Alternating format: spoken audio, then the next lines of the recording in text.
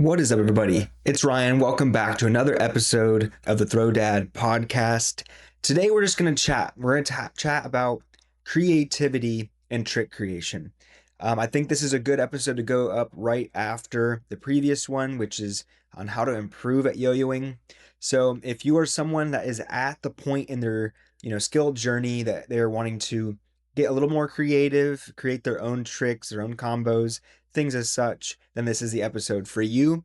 If you're listening to this and you're not quite at the level yet where you think you can start making up your own material, then I highly recommend you check out episode 3, the episode before this. And that really starts from the beginning of your yo-yo journey up to this point. But if you are ready to dive into the world of trick creation, it's so much fun. This is what keeps me into yo-yoing, and it's what keeps yo-yoing interesting pretty much forever, is the ability to create something new and have your own style, your own take on different things. So this is going to be a little bit more on the philosophical side of how to um, be creative. I'm going to give a little tips on what I do to actually create tricks, but overall, it's really just comes down to your own personal creativity. And like most arts, everything starts with a spark. I'm sure you've heard like artists say they have this spark or this idea that inspired a song or an album or a painting. And similarly, yo-yoing, it comes down to having that spark, that little nugget of an idea that leads into something bigger.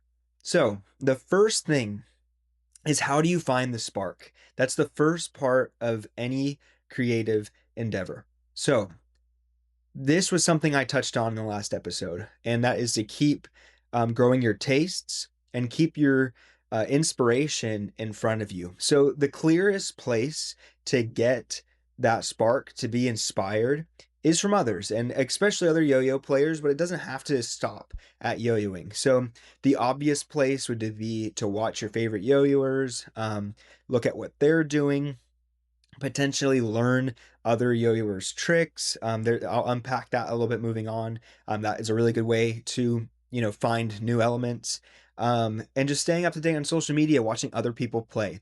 That is a really good way to consistently get inspiration. The little bit of concern with that is that you might end up creating something that looks similar to someone else. As long as you're not copying them, that's not good or bad. It just is what it is. But you don't have to stop at yo-yoing. So for me, sometimes I'm looking at other artists, maybe it'd be cardistry, skateboarding, juggling, whatever it might be, and it will inspire something. Like the easiest thing to relate it to is it might inspire a certain movement, like arm movement, or just some sort of silhouette that I have an idea in my head. Then that spark allows me to backwards engineer something, like what mounts work with this shape or this movement I want to do. And then you just kind of go off from there and see where the creativity takes you. So it really pays off to look at yourself as a yo-yoer, as an artist, and just open yourself up to be inspired. Just, you're a creative being and you're always taking in inspiration. And the more receptive you are and open to that inspiration, really the more creative you're going to be. It's one of those things that you have to take in order to give out. And if you want to be creative, you have to be inspired. It just has to happen. So getting inspiration from others is a really good way to get that spark to really start the fire. So once you have found that spark, and in yo-yoing, that's a nugget of either a movement, like I said, with watching other yo-yoers and learning their tricks, it could be a mount or a position that you haven't ever been in before or haven't found before, and you stumbled upon it because you're learning their trick. Another thing that happens to me is I set out to learn someone's trick and I fail. And the way I fail ends up being kind of cool too. So that's another way. That kind of is just like a trick that drops in your lap. But more often than not, I'll learn someone's trick and I'll be like, man, this is a way to get into this mount that I've never done before, or this is like some obscure shape and mount that I've never even found myself in. And that's the spark. Like, that's just enough of an idea to turn it into something big. I would say like that's like the chord progression of the trick, right? Is that you found that first mount, that foundation. So once you find the spark, What do you do with it? Okay. Now, I feel like you might go through blocks, like writer's block from time to time, where you're like, man, I can't think of any new ideas. But really, what makes people really good at trick creation is how they can cultivate that spark. Ideas are going to come and go with all of us, but the way that they can, get the best or the most out of these ideas is something that takes experience and time. And it takes, when I say it takes time as it takes years of yo-yoing, but it also takes time of your day or your sessions to explore. So from here on out of the podcast, we're going to say that you found that spark and it is a new mount that you have never found yourself in before, but that inspired you. You're excited about it and you're ready to see where it takes you. So, if you have that new mount, you have to explore. And this is something that's a little difficult at first because you're used to yo-yoing in a way of you learn a trick, you land it, you polish it up, and you move on. The roadmap is very clear. And this is the first time where the road splits off in a million directions. Okay. This is a highway in the middle of Dallas. There's a million ways you can turn. There is no strict roadmap. It all leads to somewhere nice, right? But it's completely up to you what you do with it. And in order to have the time to go through all these things, you need to work in time in your sessions to just be creative. So what I like to do is I'm like, you know what? Sometimes I'll just put it in a part of my practice, or other times I'm like, I have 30 minutes on Saturday morning. I have this mount I like. I'm just gonna flush it out and see what happens. That does not mean I need to finish a trick by the end of that session. It just means I need to kind of like see where I can take this. And really, that's how most trick creation goes is you find a mount you like, you mess around with it, you find yourself in this new shape. Well, can I bounce off this string? And you just are just moving around and you're okay to fail. You're going to get your yo-yo in knots, you're going to mess up. And that's why it might be difficult at first because you're essentially letting yourself fail over and over and over and over again with the hope that on the other side you have something cool that you can post on Instagram and show to your friends and all that awesome stuff. So don't be afraid to fail and don't be afraid to spend time just messing around and seeing what happens. Really, when you find that first mount, there's probably like 100 ways you could take that trick. Mess around with multiple and just see what feels the best, what you like the best, what ends in the, like, if you want a green triangle trick, how can I get from where I am to a GT shape? There's just, you have to let yourself just play. And that's what I love about yo-yoing is this isn't a rehearsal anymore. You're not like seeing someone do something and trying to recreate it. It's a playground that can go a million different places and you just have to spend time in that playground in order to figure it out. So that was the, like, would be like the second phase of this whole thing is you start with a spark and now you're just spending time with it. You probably still don't have a trick yet, okay? So you have the spark, you're spending time with it. Now you have gone down a couple of the roads, you circle back around, and you kind of know where this mount or this part of the trick can take you, okay?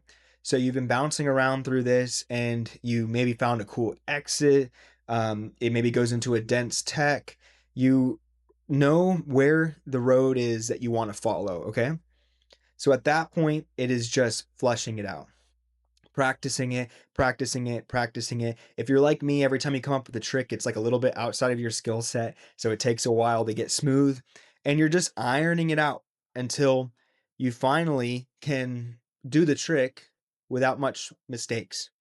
Then what I like to do is I like to record it. So I will film the trick, usually just from my phone or something, just so I can watch it. Because I will know through this whole process, normally, like, this feels really good. And that's what's most important. The trick can look horrible, but if it feels fun and you like to do it, that's all that matters. But normally I'll know, okay, this trick is fun, like or it's pleasing to do. There's some satisfying element. That's normally what I'm looking for.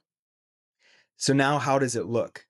So that's where filming comes in. I'll watch myself, and normally then I'll notice, okay, there's some movements here that maybe I can embellish. I can mess around with pacing.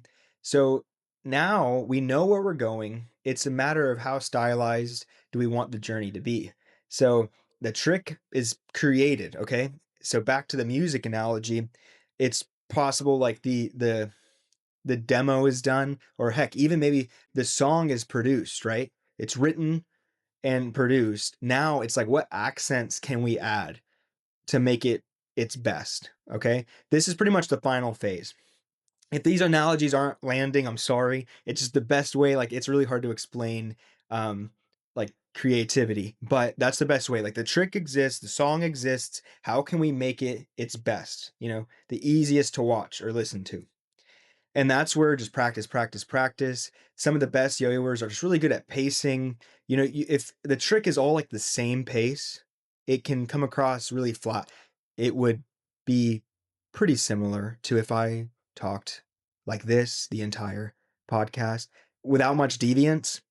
It's kind of hard to listen to. And that's how I would view someone's yo-yoing as flat if the pacing is just kind of all the same. So you can play around with that. That's just an extra little like sauce to finish it off. And then finally, at the end of that experience, it could happen in 20 minutes.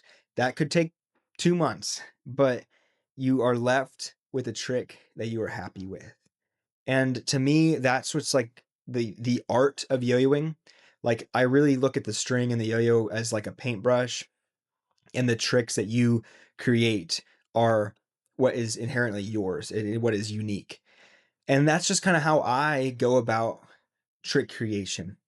And really, with all this stuff, is like I said, just spend time and be willing to make mistakes, be willing to just enjoy the journey.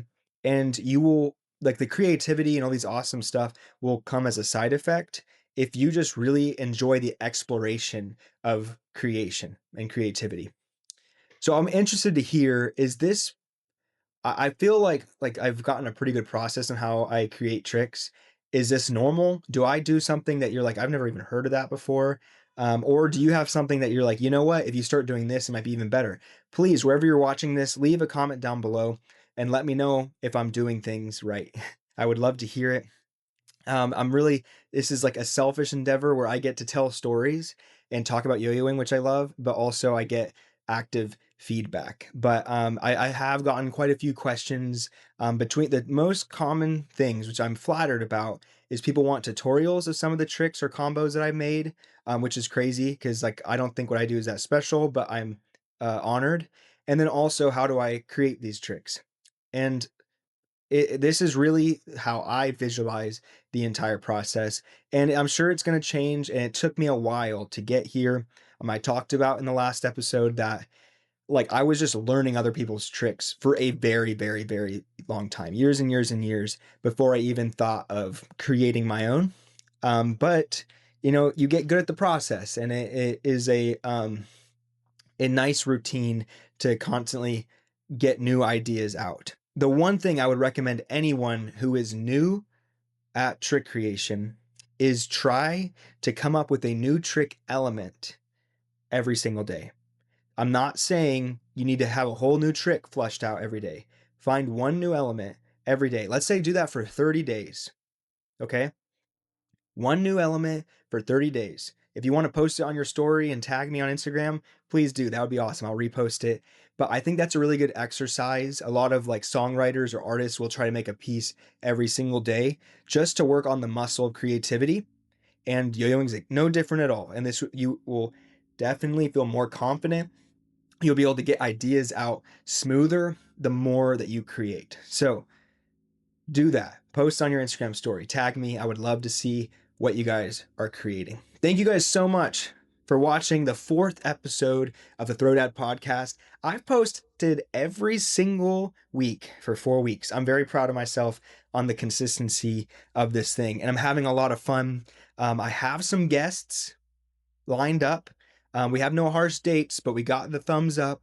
So I'm really excited for what the future holds here. We're going to have a little bit longer interview episodes mixed in with the ones like this. I try to keep these around 15 or 20 minutes, just little, stuff to think about. You can listen on your way to work, and just try to keep it lighthearted. But I would like to have some longer interviews with other yo-yoers or artists or anyone that I admire here on the podcast. And it would not be possible if you guys were not following me on social media and following here wherever you're listening. So I appreciate you guys deeply. So I'm not going to take up any more of your time. Thank you so much for listening. I hope that you are able to create more tricks after listening to this. And it's just you're doing so much fun. Okay. So remember, have fun with it along the way. Thanks again, guys. And I'll see you in the next episode.